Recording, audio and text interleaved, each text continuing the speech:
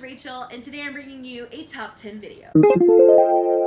The idea for this post came directly from Top 10 Tuesday, so I will link that website down below. I never do them on Tuesdays, so I don't call mine Top 10 Tuesday, but I also never really do actually 10. I feel like 10 is just such a hard number to go with. So what I have done for this theme, it's the top 10 books that give you summer vibes. So I picked out 5 books that I think you should read at summertime that I have read and I can recommend. And then I picked out all the books on my TBR that have the word summer in the title, and I'm gonna have you guys tell me which one I should read. So first up, the books that I recommend for you that you should read that are summer-esque. So first up, I feel like romance is king in the summer. I feel like who's not reading a romance in the summer? And one that I loved was The Reef by Nora Roberts. To be perfectly frank, I can't even really remember what happens in this at this point, but that they have ridiculous names, and I think there's some sort of like they're looking for some sort of buried treasure, and it's not necessarily a hate to love, but I mean, of course there's gonna be love. It's a romance, but it was just so summery. That's what I remember every time I think of this book, is I think summer. I think beaches, I think bathing suits, I think being out in the ocean. I just think summer, and I think this would be a great one. If you haven't read a Nora Roberts book before, get on it, because that girl is crazy. I mean, all of her books are so wild, but they're a lot of fun. They're just over the top, and yeah, I would recommend The Reef. Next up is a graphic novel called Be Prepared by Vera Brosgol. It's about a girl who goes to summer camp, and it is hilarious.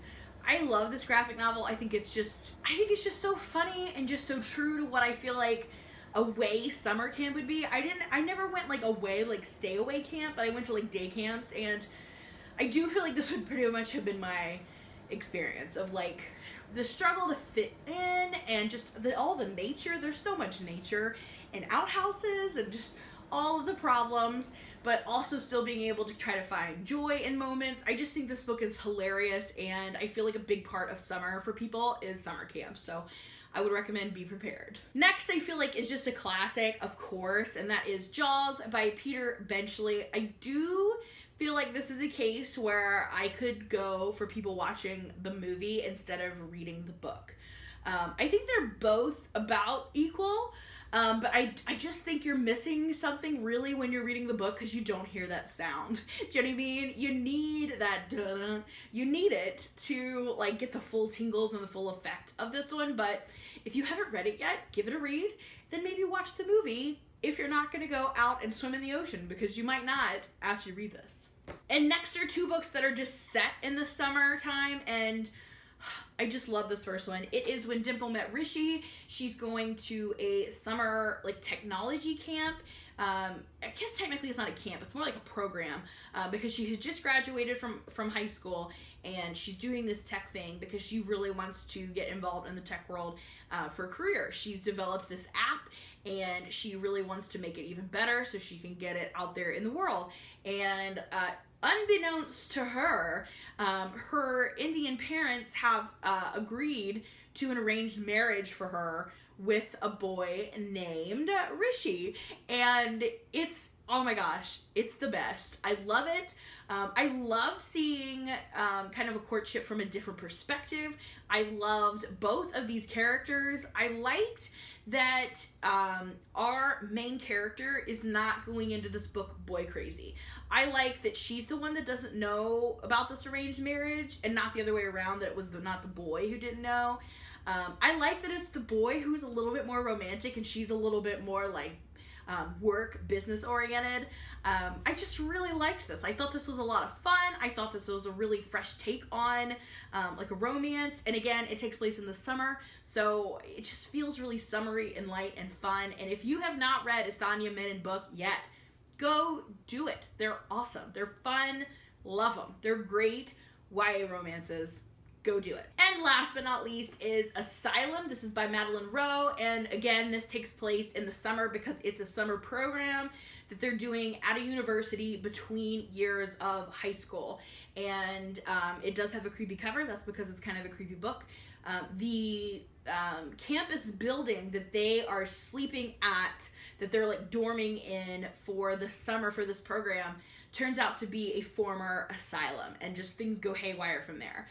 If you haven't read this, I would highly recommend it. If you liked something like Miss Peregrine's Home for Peculiar Children, it's kind of got like weird vibes like that. It also has those like creepy found photos in it. If you like creepy things and you're trying to find something to read this. If you know a teen reader who likes that, this would be a great pick, because like I said, follows teenagers struggling in this creepy haunted ex-asylum. So there you have my 5 summer reads that I would recommend for you. Now let's dive into the books that I own that have the word summer in them that I haven't read yet, and then you get to pick. So basically I've taken the idea of this top 10 and just totally annihilated it.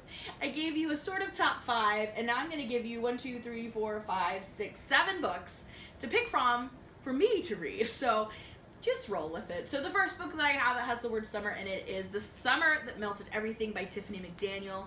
I really don't know anything about this book, but that is an awesome title, and that's a really cool cover.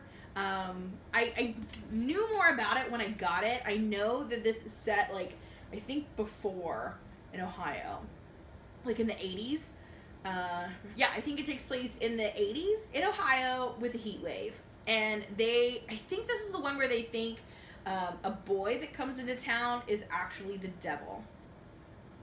So yeah, that's going to be a little bit of an intense ride. But yeah, got the word summer in it. Next is another one that's going to be really dark, but it does technically have the word summer in it, and that is The Freedom Summer Murders by Dawn Mitchell. This is literally, according to the back, a gripping true story of murder and the fight for civil rights and social justice in 1960 Mississippi.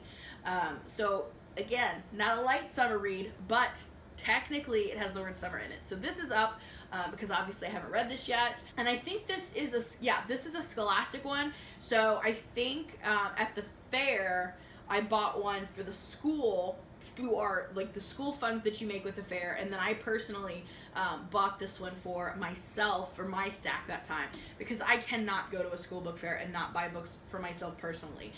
So this was one that I bought and I still haven't managed to read, so that could be a good pick. We also have another one that I've heard great things about, and that's One Crazy Summer by Rita Williams Garcia. I love the cover with those sassy little girls. I really don't know much about this other than it takes place in the 60s, right? Or 70s, 60s, 1968. And I think it's about the summer these girls are kind of on their own and how they kind of fend for themselves. So I'm interested in this one. There's also another one that I mean to read every summer, and I never do, and that is Summer Days and Summer Nights, 12 Love Stories, edited by Stephanie Perkins. I read the Christmas version of this, which I think that one was called like 12 Days and 12 Nights. Probably because there's 12 stories, but it has a bunch of like YA authors who wrote stories about summer, and all the little couples are down here at the bottom, so that's an option. I also have, which please don't pick this one. Please don't do this to me.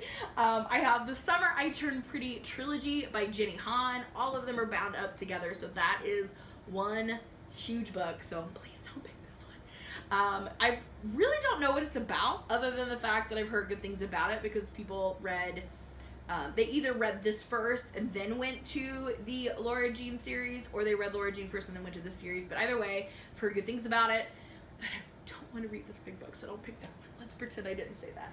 I also have Summer State of Mind by Jen Kalanita. I think this is one I just bought when I first started, and I just was like, you know, I should read that because it's summery, and I don't know. I don't know why I have this. I really don't know what it's about.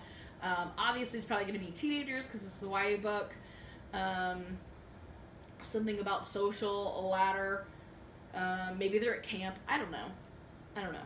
But there's that option. And then I also have one which I'm not 100% sure what this one's about, but it's called The Square Root of Summer, which I thought was amazing. I know I bought this when I was still roughly a math teacher. If I wasn't a math teacher at the time, then it was right after I'd become a librarian. This is by Harriet Ruder Hackgard, and I just thought this title was amazing. Square Root of Summer.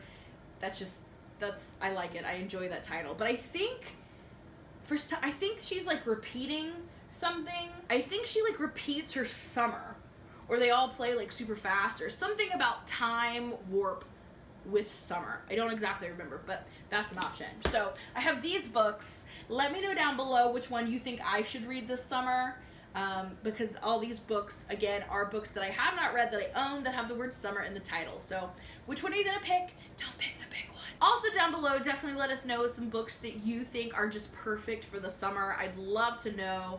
I love like that summery feel. I don't know, every season feels like it has a very distinct like book, except maybe for spring. I can't think of any books that I'm like, that's a spring book. Maybe ones with like floral patterns on the cover. I don't know. But I feel like, like fall books, like autumnal, fall has a very like distinct feel. Winter has a feel. Summer has a feel. But I feel like spring doesn't really have like a feel. What do you think? What are your thoughts?